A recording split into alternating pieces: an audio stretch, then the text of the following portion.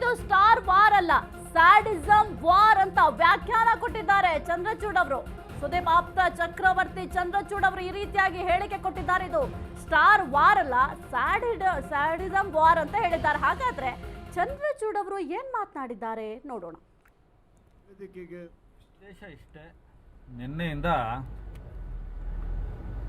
ಈ social media ಅನ್ನುವ ಒಂದು ಸರ್ವೋಚ್ಚ ನ್ಯಾಯಾಲಯದಲ್ಲಿ ಒಂದು ಚರ್ಚೆ ನಡೀತಾ ಇದೆ. ಒಂದಷ್ಟು ಮಾತುಕತೆಗಳು ನಡೀತಾ ಇದೆ. ಏನಂದರೆ,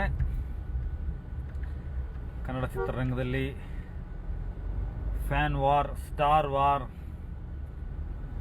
ಕಿಚ್ಚ ಸುದೀಪ ಅವರು, ನಮ್ಮ ಮನೆಯ ಅಣ್ಣ, ನಮ್ಮ ಅಣ್ಣ ಅವರು ಇನ್ನೊಬ್ಬ ನಟರ ಬಗ್ಗೆ ಮಾತನಾಡಿಬಿಟ್ರು, ಅವರಿಗೆ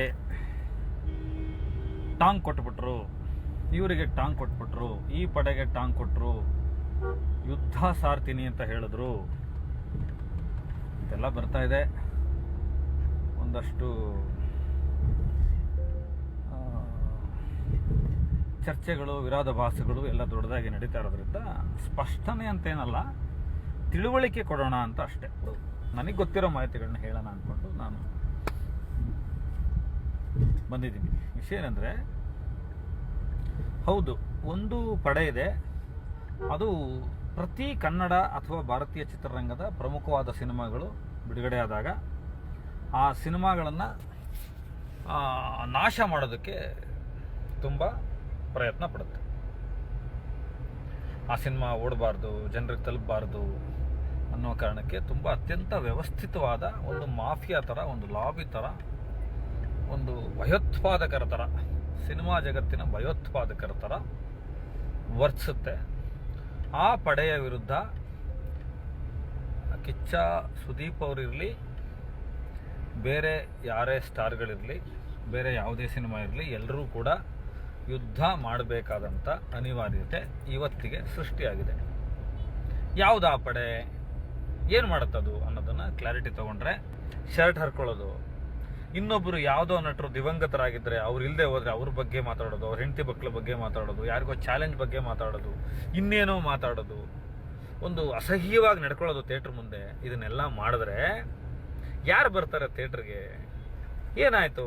ಕೆಲವು ಸಿನಿಮಾಗಳು ರಿಲೀಸ್ ಆದಾಗ ಅಸಹ್ಯವಾಗಿ ನಡ್ಕೊತಾರೆ ಥಿಯೇಟ್ರ್ಗಳ ಎದುರುಗಡೆ. ನೀವು ಆರಾಧಿಸೋರ್ನ, ನೀವು ಅಭಿಮಾನಿಸೋರ್ನ ಪ್ರೀತಿಸಿ ತಪ್ಪಿಲ್ಲ, ಅದಕ್ಕೆ ಯಾಕಪ್ಪ ಇನ್ನೊಬ್ಬರು ಹೆಂಡತಿ ಮಕ್ಕಳ ಸರಿಗೆ ಕೈ ಹಾಕ್ತೀರಿ? ಇದನ್ನು ಅಸಹ್ಯ ಅನ್ಬೇಕಾ, ಏನು ಅನ್ಬೇಕು? ಸೊ ಈ ಥರದ್ದೆಲ್ಲ ಪಡೆಗಳ ವಿರುದ್ಧ, ಈ ಥರದ್ದೆಲ್ಲ ಕುಚೋದ್ಯದ ವಿರುದ್ಧ ಮಾರ್ಕ್ ಸಿನಿಮಾ ತಂಡ, ಅದರ ಅಧಿನಾಯಕ ಕಿಚ್ಚ ಸುದೀಪ ಅವರು ಒಂದು ಯುದ್ಧ ಮಾಡ್ತೀನಿ ಅಂತ ಹೇಳಿದ್ದಾರೆ. ತಪ್ಪ? ಕುಂಬಳಕಾಯಿ ಕಳ್ಳ ಅಂದರೆ ಹೆಗಲು ಮುಟ್ಕೋಬೇಕು.